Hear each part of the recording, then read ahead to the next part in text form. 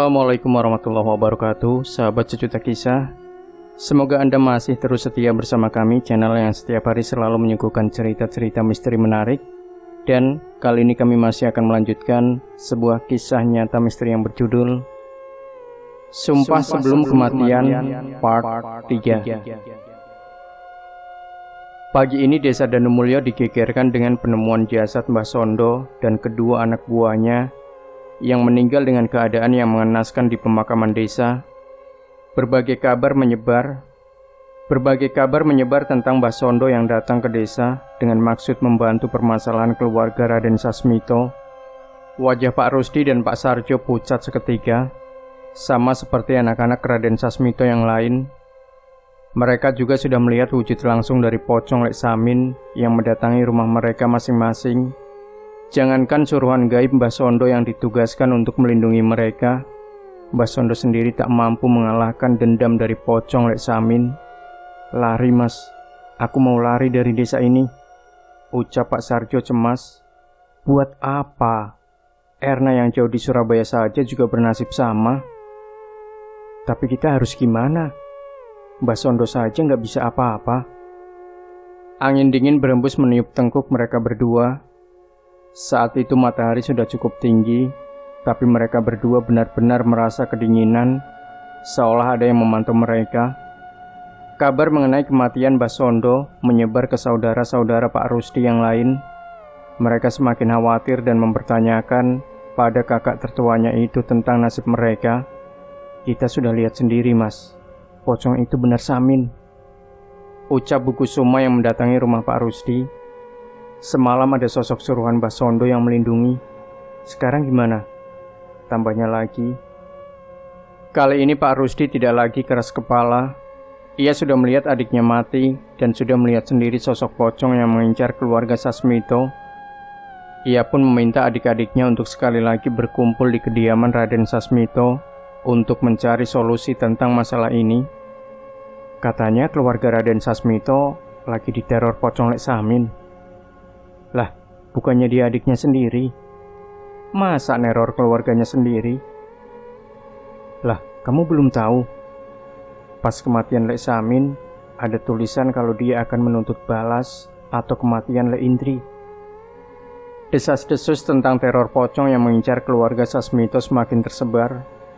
Terlebih keberadaan Mbah Sondo yang memang dipanggil Pak Rusdi membuktikan bahwa keluarga Raden Sasmito benar-benar diteror oleh pocong Lek Samin. Hal itu berdampak cukup besar pada mereka. Warga mulai menjaga jarak dan usaha mereka mulai tersendat karena takut dengan keberadaan pocong Lek Samin yang mungkin bisa ada di mana saja di sekitar mereka. Setelah selesai dengan pekerjaan mereka masing-masing, Pak Rusdi dan yang lain pun mendatangi lagi rumah Bu Siti di kediaman Raden Sasmito. Saat itu waktu sudah menjelang petang. Bu Enggar dan Bu Kusuma sudah menunggu dengan cemas di sana.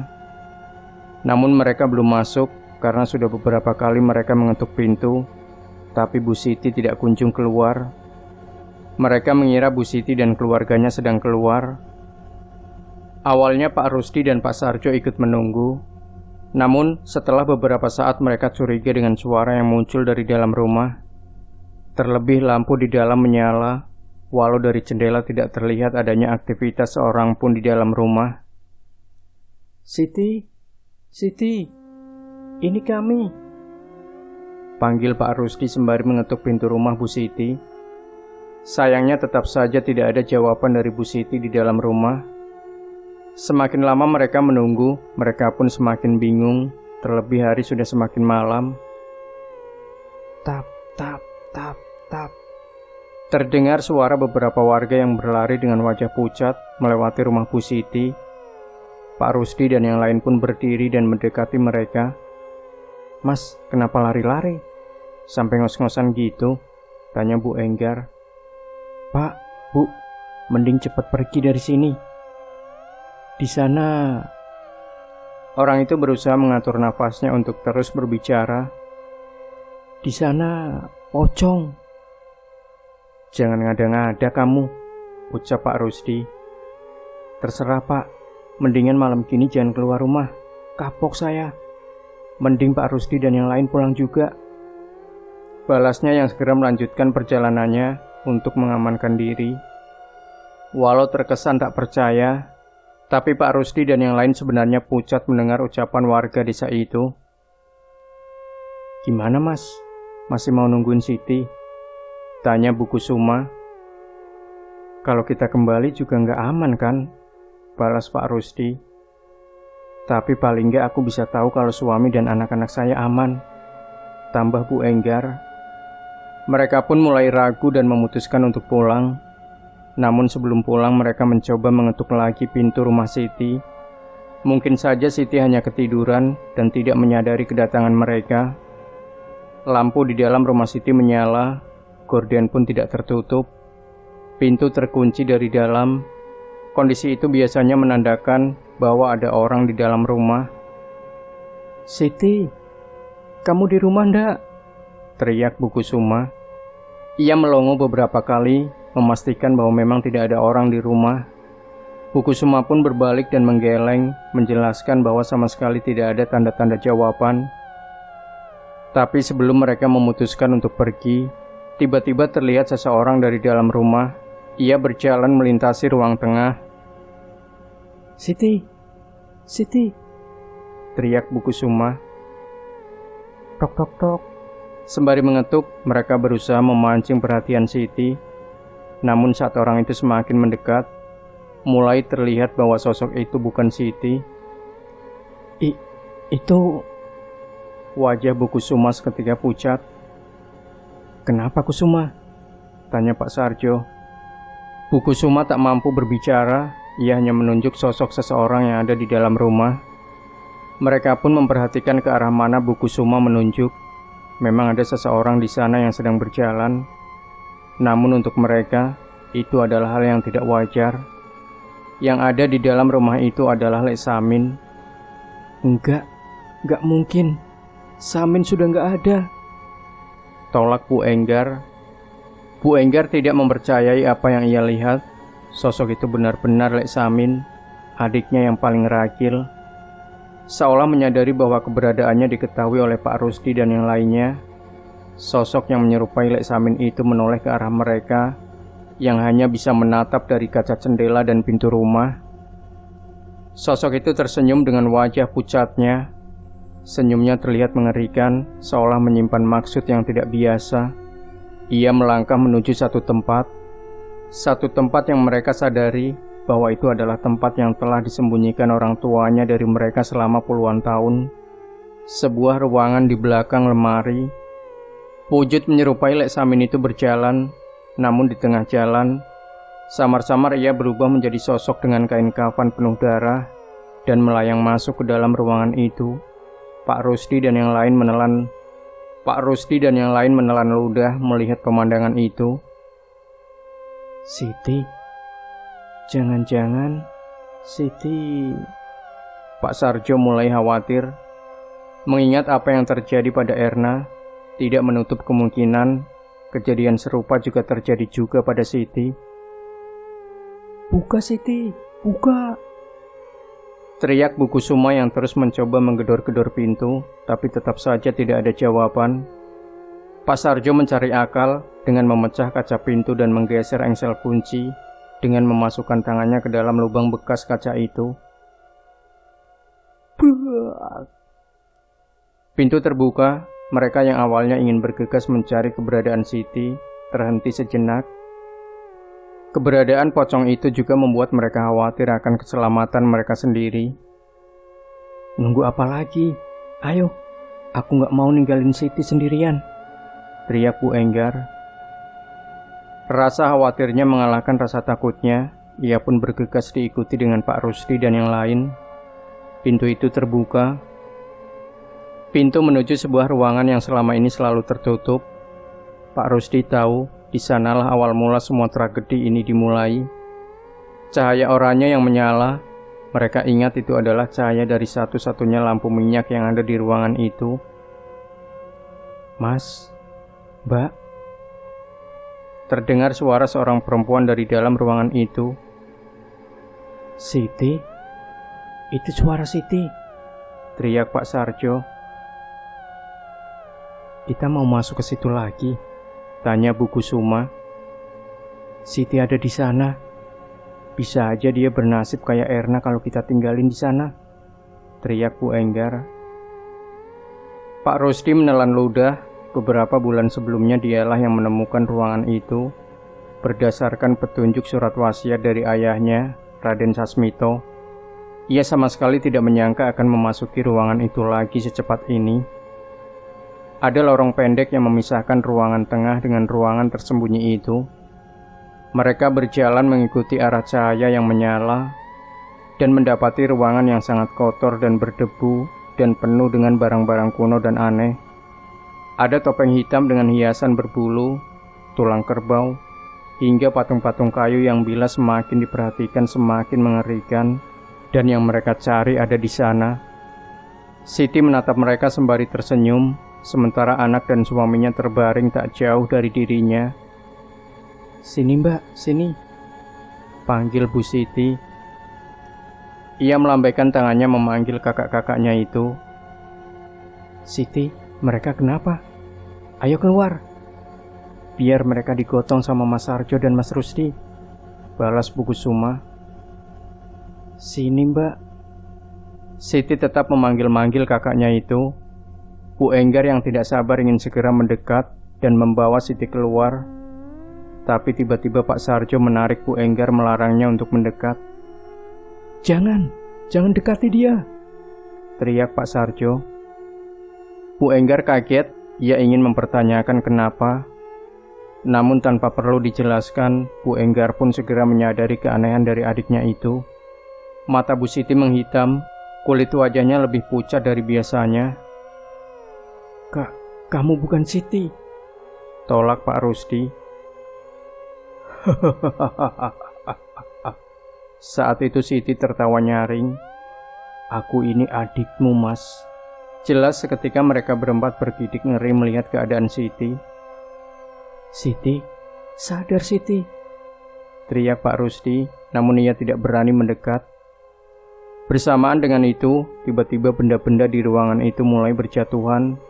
Ada sebuah guci seukuran pinggang manusia di tengah ruangan itu. Tanpa adanya sentuhan, tiba-tiba guci itu terjatuh dan pecah. Dari guci itu terjatuh sebuah foto dan buhul yang terbuat dari kain kafan, tanah dan gumpalan rambut. Itu adalah foto Indri, istri dari Lek Samin. Mereka tahu dengan pasti benda-benda itu karena mereka yang meletakkan benda itu di guci itu setelah sama-sama bersepakat. Mereka menelan ludah melihat pemandangan itu. Tatap mata Siti berubah menjadi geram. Ada amarah dan dendam pada keempat kakaknya itu. "Kalian membunuh Indri. Kalian mengorbankan Indri. Kalian bertanggung jawab atas nyawa Indri." Siti berucap dengan suara yang berbeda. Bau busuk menyelimuti ruangan itu. Samar-samar dari belakangnya terlihat sosok pocong berwajah hitam. Mereka mengenal dengan jelas bahwa wajah di pocong itu adalah wajah adiknya yang paling kecil, Lek Samin. Di tengah ketakutannya, tiba-tiba sebuah guci yang lebih kecil yang terletak di ujung ruangan tiba-tiba terjatuh. Ada beberapa lembar foto, bungkusan kafan kecil yang berisi benda yang sama, dan jumlahnya ada 9. Itu semua adalah foto dari semua anak-anak Raden Sasmito. Enggak, jangan." Pak Rusdi melihat benda itu. Itu adalah hal yang sama seperti yang ia lakukan pada Indri. Ia segera membayangkan apabila apa yang terjadi pada Indri juga terjadi pada dirinya.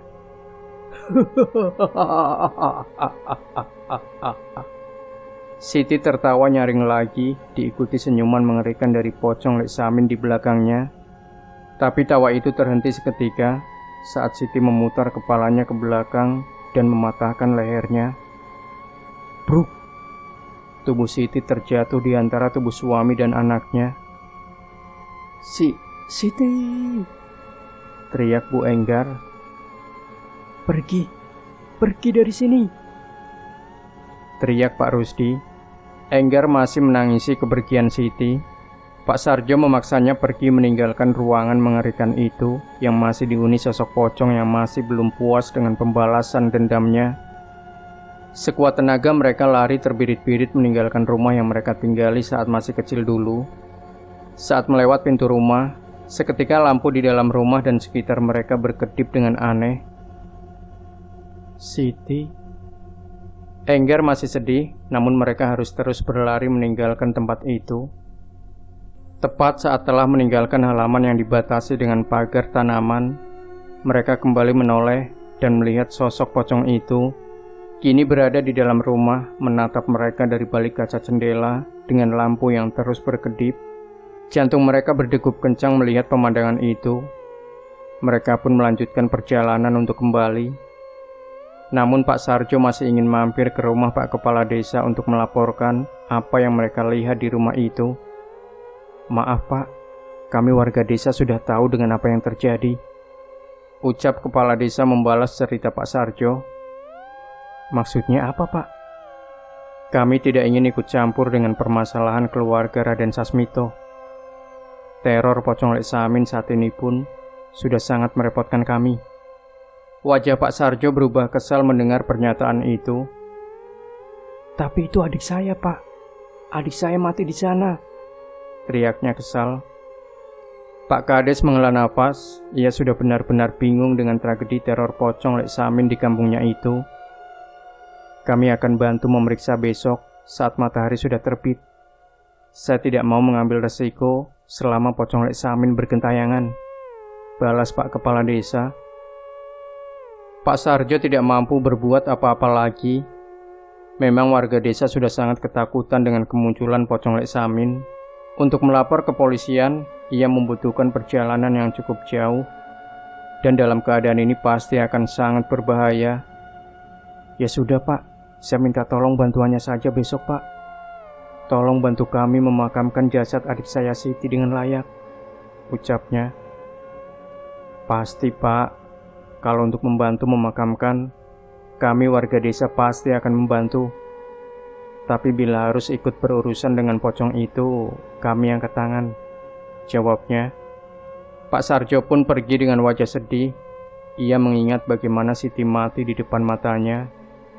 Namun dalam hati yang terdalam, ia sedikit menyesal.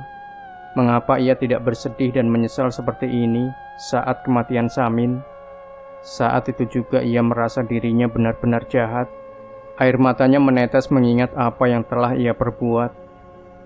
Maafin Mas Yamin, ucapnya dalam perjalanan pulang. Pak Sarjo kembali menuju rumahnya. Sesampainya di rumah, ia melihat lampu rumah sudah menyala. Dan ia menyaksikan istri dan anaknya sedang ramai di rumah menonton televisi. Ia tersenyum sedikit bersyukur masih bisa merasakan bahagia bersama keluarganya. Tapi belum sempat ia memasuki rumah, ia merasakan ada yang memperhatikannya dari belakang. Kamu di situ kan, Min? Ucap Pak Sarjo yang benar-benar merasakan kehadiran pocong Lek Samin. Sekarang Mas mengerti seberapa besar dendamu. Mas benar-benar menyesal dan minta maaf. Jika kamu mau bermurah hati, balaskan saja dendamu pada Mas. Tapi tolong lepaskan anak-anak dan kakak iparmu itu. Mendengar ucapan itu, sosok pocong di belakang Pak Sarjo menatap dengan kesal. Baginya ucapannya sangat tidak masuk akal. Kakaknya Sarjo ingin ia mengampuni keluarganya. Sementara mereka tidak ingat bagaimana mereka menyiksa Indri istrinya sampai mati dengan mengenaskan.